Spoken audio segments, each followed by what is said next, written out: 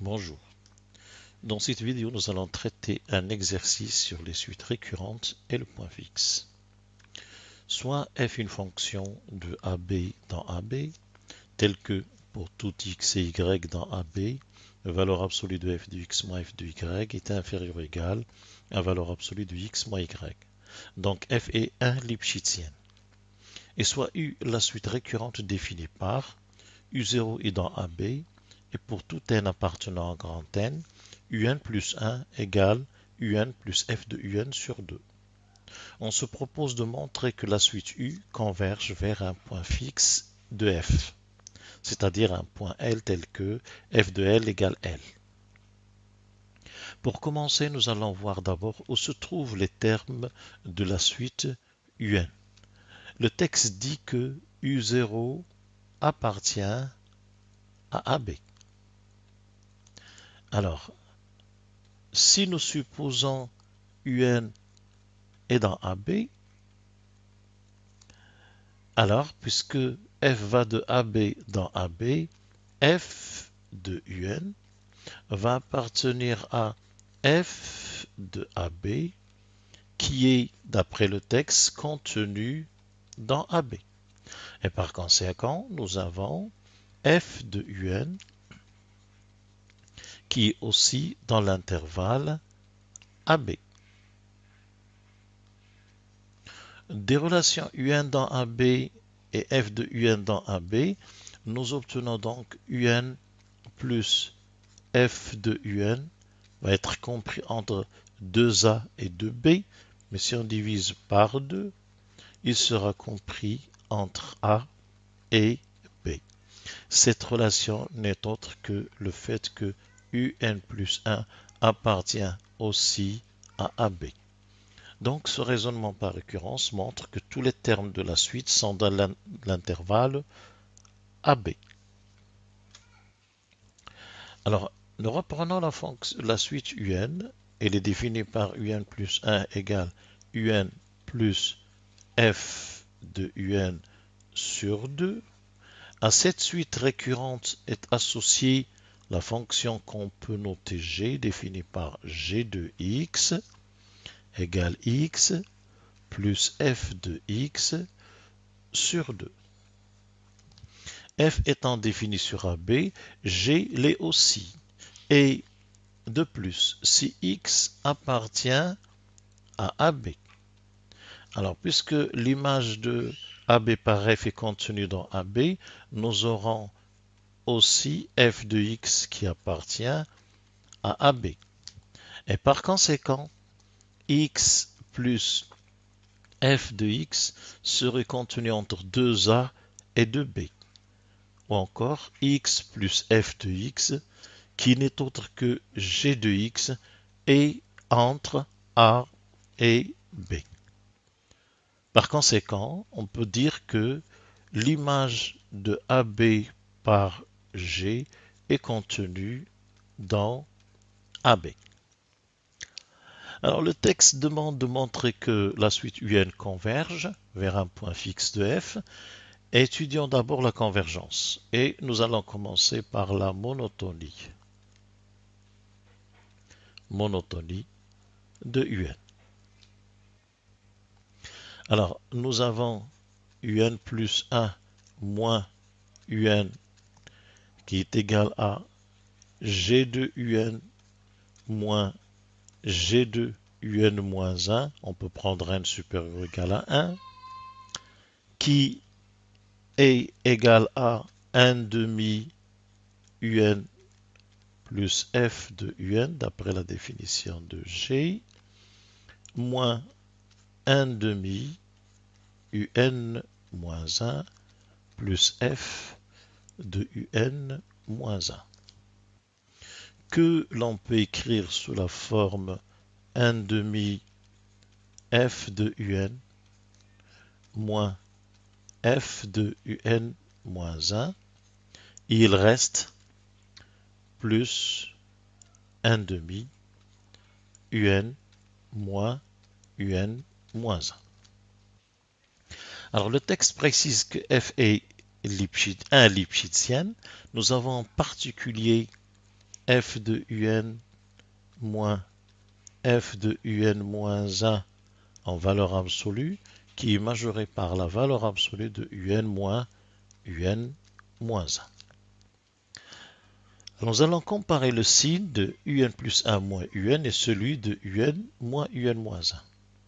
Si un moins un moins 1 est positif ou nul, cette valeur absolue de un moins 1 est égale à un moins 1, qui majore cette valeur absolue, qui elle-même majore la différence opposée, f de un moins 1 moins f de un, serait donc majoré par sa valeur absolue, ou encore par cette valeur absolue un moins 1, qui est un moins 1, car cette différence est positive. Dans l'expression de un plus 1 moins un, nous avons un demi f de un moins f de un moins 1, c'est-à-dire l'opposé de ça. Donc en prenant l'opposé, nous avons f de un moins f de un moins 1 qui est supérieur ou égal à moins un moins un moins 1. Or, cette différence intervient avec un facteur 1,5, donc on peut mettre ici 1,5 supérieur ou égal à moins 1,5 multiplié par un moins un moins 1. Si nous revoyons un plus 1 moins un en haut, première ligne, il est égal à 1,5 f de un moins f de un moins 1 plus 1,5 un moins un moins 1. Or, 1,5 f de un moins f de un moins 1 est minoré par moins 1,5 un moins un moins 1 et nous obtenons la différence un plus 1 moins un est supérieur ou égal, on va minorer ça par moins 1,5 un moins un moins 1 plus le terme qui était là-bas, 1,5 un moins un moins 1 et cette somme est nulle. C'est-à-dire que un plus 1 moins un serait positif. Donc si un moins un moins 1 est positif, alors un plus 1 moins un est aussi positif.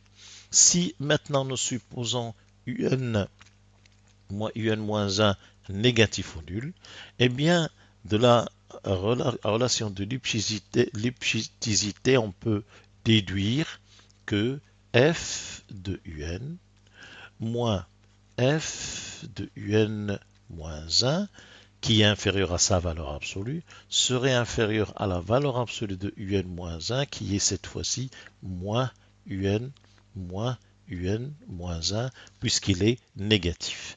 Et par conséquent, la différence un plus 1 moins un serait inférieure à 1 demi fois cette expression qui est inférieure à moins 1 demi un moins un moins 1 plus le terme dernier 1 demi un moins un moins 1. Cette somme étant nulle, on voit bien donc que un plus 1 moins un est comme un moins un moins 1 négatif. Par conséquent, un plus 1 moins un est de même signe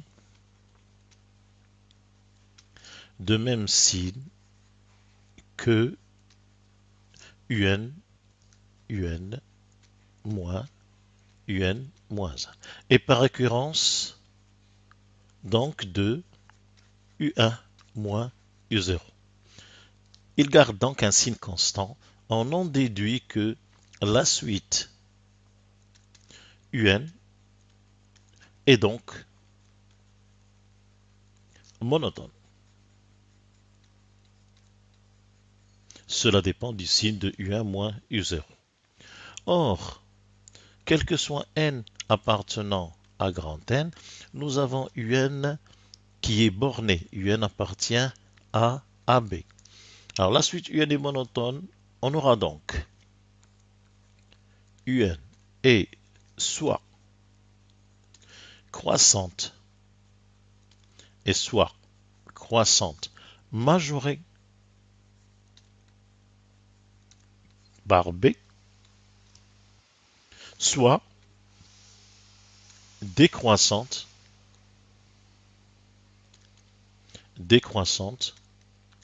minorée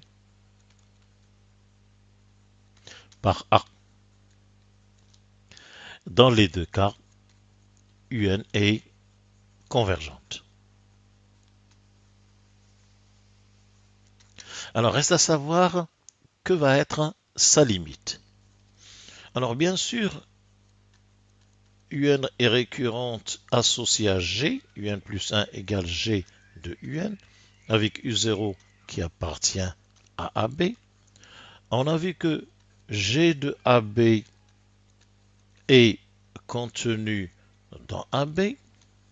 On a vu que G de X, c'est 1 demi X plus F de X. F lipschitzienne, donc F continu sur AB. F continu sur AB. Donc G aussi. G est continu sur AB. La limite de UN, elle, qui existe puisque UN converge, cette limite est solution de L égale G de L. C'est-à-dire L égale 1 demi L plus F de L. Et après simplification, L moins 1 demi L, ça nous donne 1 demi L égale 1 demi F de L, ce qui équivaut à L égale F de L. Et on voit bien que la limite de cette suite est un point fixe de la fonction f. Je vous remercie.